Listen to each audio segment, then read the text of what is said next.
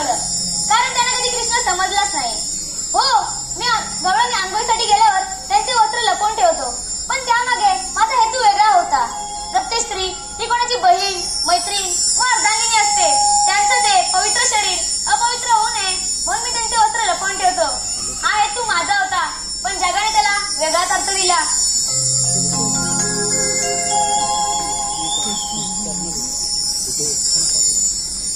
अरे कान्हा, एवढे पहाटे या यमुनेच्या तरी का बरं? राधे, बरं झालं तू आलीस. मला तुझ्याशी थोडं बोलायचं होतं. अरे कान्हा, आज अगदी उदास दिसतोय.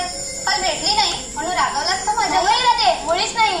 पण आज एक मोठी जबाबदारी मी तुझ्या सोपवणार आहे. जबाबदारी? आणि ती कोणती? असं पोळ्यात बोलू नकोस, काय ते स्पष्ट बोल. अगं राधे, तुम्ही सर्व गवळणी मिळून आपलं गोकुळचं दही, दूध, लोणी त्या कंस मामाच्या नगरीला जाऊन विकता.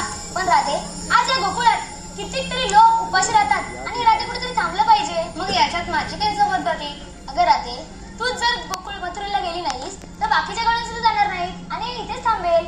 तो हे मला न सांगता माझ्या सोबतच्या गवळणींना सांगितलं तर त्यांना ते नक्की पटेल. पण राधे, नाही का ना, मला बाजाराला जायला उशीर होतोय.